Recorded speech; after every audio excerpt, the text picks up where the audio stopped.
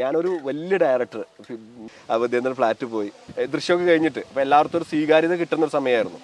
അപ്പോൾ ജൂനിയർ ആർട്ടിസ്റ്റിൽ നിന്നാണല്ലോ ഞാൻ വരുന്നത്. അദ്ദേഹം മോളിൽ നിന്ന് ഇറങ്ങി വന്നിട്ട് ആര് പറഞ്ഞിട്ട് അദ്ദേഹത്തിന് ഇത്ര അറിയേണ്ടല്ലോ ആര് പറഞ്ഞിട്ടാണ് ഇവിടെ വന്നത്.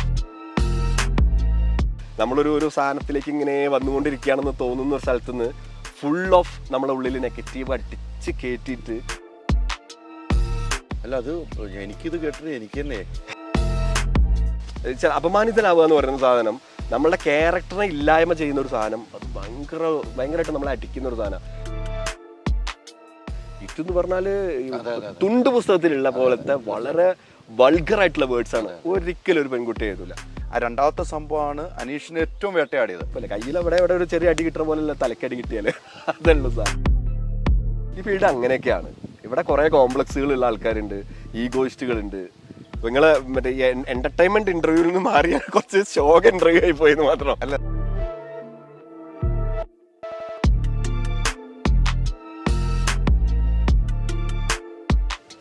നമസ്കാരം. ഒറ്റപ്പാലത്ത് തന്നെയാണ് കേട്ടോ. ഒറ്റപ്പാലത്ത് ലൊക്കേഷനിൽ തന്നെയാണ് ജാഫർ ഇടുക്കിയും ഇന്ദ്രൻസേട്ടും പ്രധാന വേഷം ചെയ്യുന്ന സിനിമയുടെ ലൊക്കേഷനിൽ മറ്റൊരു കലാകാരൻ അനീഷ്. എനിക്ക് ഒത്തിരി ഇഷ്ടമാണ്. ഞങ്ങൾ കുറേ ഇൻ്റർവ്യൂ ഒക്കെ എടുത്തിട്ടുണ്ട്. അപ്പോൾ കുറേ ആയി അനീഷിനെ കണ്ടിട്ട്. അനീഷ് നമസ്കാരം. പറഞ്ഞാൽ നമ്മൾ കുറേ ആയി കണ്ടു. കുറേ ആയി അല്ലേ? എവിടെയായിരുന്നു?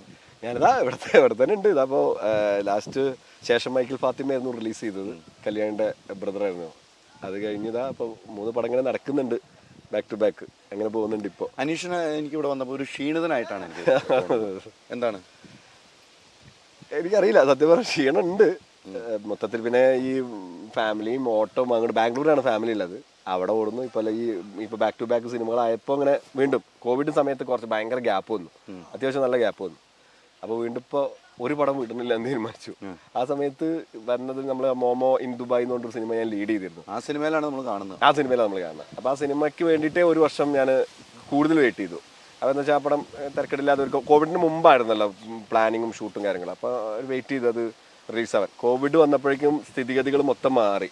ആഫ്റ്റർ തിയേറ്റർ കാരണം ഒരു സെലിബ്രേഷൻ തിയേറ്റർ എക്സ്പീരിയൻസ് ഉള്ള സിനിമകൾ മാത്രം വർക്കാവുന്ന ഒരു സാഹചര്യമാണല്ലോ അപ്പോൾ നമ്മൾ പ്രതീക്ഷകളൊക്കെ മാറി.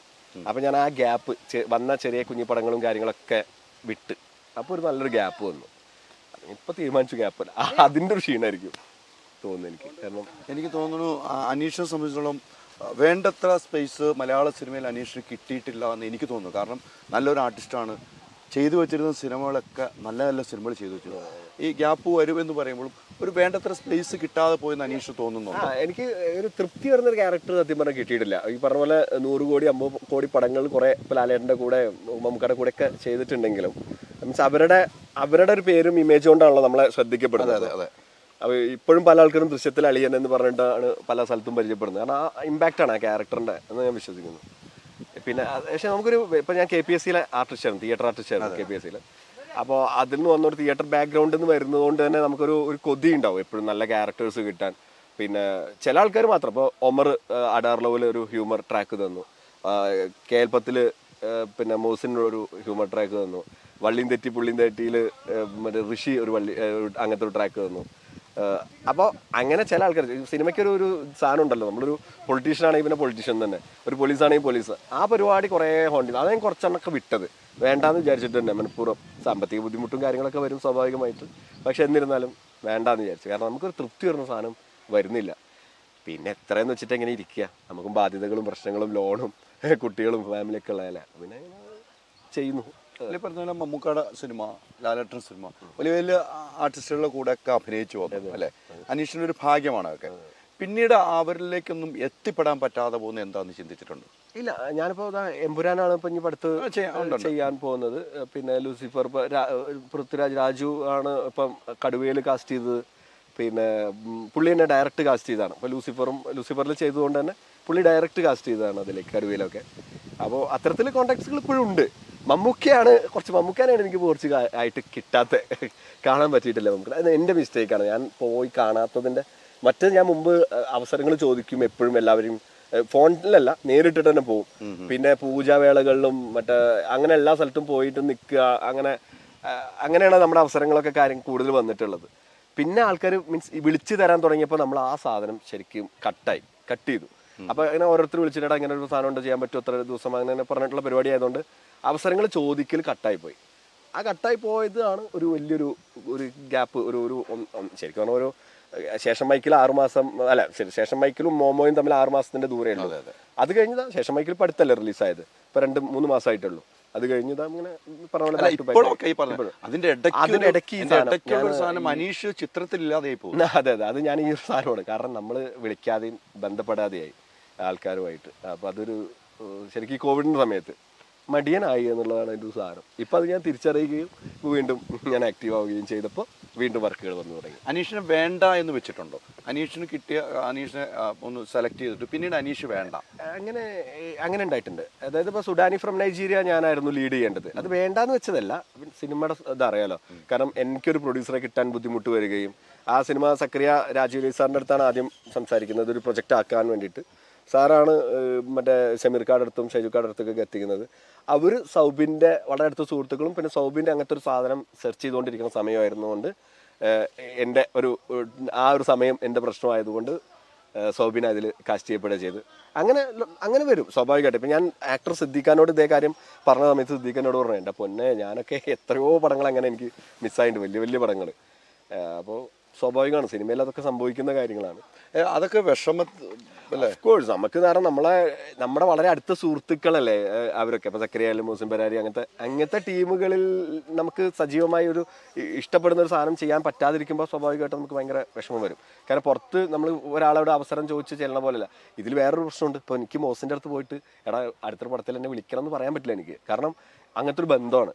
അപ്പം അവന് തോന്നിയിട്ട് ഇവന് ഈ സാധനം കൊടുക്കാമെന്ന് തോന്നി തരുമ്പോഴേ എനിക്കത് കിട്ടുള്ളൂ.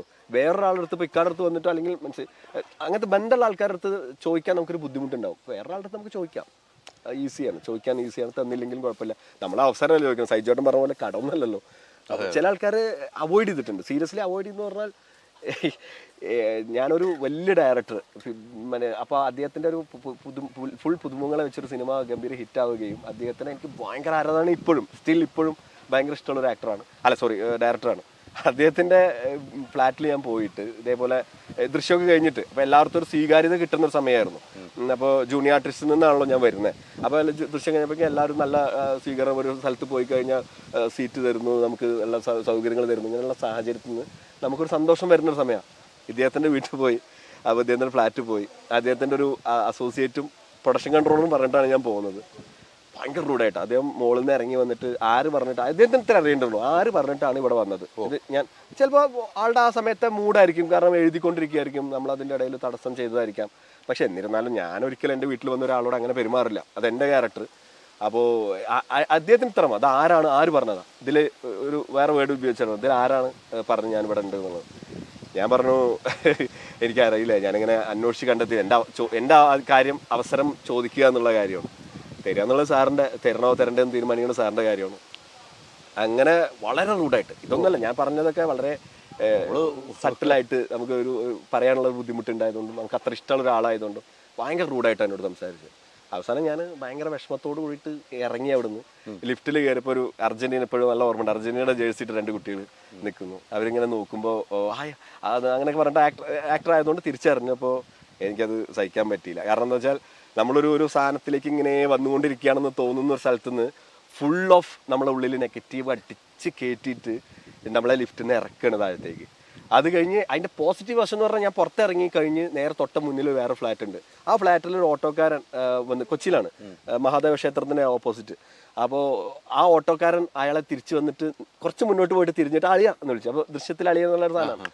അപ്പോൾ അളിയാന്ന് വിളിച്ചിട്ട് അപ്പോൾ കയറി എൻ്റെ വണ്ടിയില്ലേന്ന് ചോദിച്ചാൽ പറഞ്ഞില്ല, ഓട്ടോ പിടിച്ചിട്ട് വന്ന് കയറി എന്ന് പറഞ്ഞിട്ട് അങ്ങനെ കയറ്റിയിട്ട് എന്താ ഇങ്ങനെ തിരിഞ്ഞിരുന്നു, എന്താ നിങ്ങളുടെ ഫേസൊക്കെ എന്തൊരു പ്രശ്നം എന്താണെന്ന് ചോദിച്ചു. അപ്പോൾ ഇങ്ങനെ പൊട്ടി നിൽക്കുകയാണ് ഞാൻ. അപ്പോൾ ഞാൻ പറഞ്ഞില്ല ഒന്നുമില്ല എന്ന് പറഞ്ഞു. നിങ്ങൾ വാ വലിക്കുമെന്ന് ചോദിച്ചു. എന്ന് പറഞ്ഞു ഇല്ല, വല്ലപ്പോഴൊക്കെ വലിക്കും. എന്നാൽ വാഹെന്ന് പറഞ്ഞിട്ട് അവിടെ കുൽക്കി സർബത്തൊക്കെ കിട്ടുന്ന മറൈൻ ഡ്രൈവ് സൈഡ് ഉണ്ടല്ലോ, അവിടെ കൊണ്ടുപോയി പുള്ളി ഒരു സിഗരറ്റ് തന്നിട്ട് ഒരു ഗംഭീര മോട്ടിവേഷൻ ക്ലാസ് എടുത്തു. ആകെ ഒരു 3-4 സെന്റൻസേ പറഞ്ഞിട്ടുള്ളൂ. ഓട്ടോക്കാരൻ. ഞാനപ്പോൾ ആലോചിച്ചത് ആ ഓട്ടോക്കാരൻ്റെ ക്യാരക്ടറും ഈ പറയപ്പെടുന്ന ഡയറക്ടറുടെ ക്യാരക്ടറും തമ്മിലുള്ള ഒരു അന്തരമാണ് ഞാൻ വിചാരിച്ചത്. ഇദ്ദേഹം ഗംഭീര സംവിധായകനാണ്, അതിഗംഭീര ക്രാഫ്റ്റ് ഉള്ള ഒരാളാണ്. ഇത് പാവപ്പെട്ട ഏതോ ഒരു സാധാരണക്കാരനാണ്.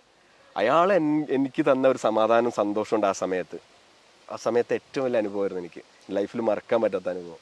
അല്ല, അത് എനിക്കിത് കേട്ടിട്ട് എനിക്ക് തന്നെ അങ്ങനത്തെ കുറെ അനുഭവങ്ങൾ അവസ്ഥയാണല്ലോ. ഒരു വീട്ടിൽ കയറി ചെന്ന് ഭയങ്കര മോശം. നമ്മൾ അറിയാവുന്ന, ഞാൻ അനീഷ് സിനിമയിലുണ്ട്, ആദ്യമായിട്ട് പോകുന്ന ആളല്ല. അല്ല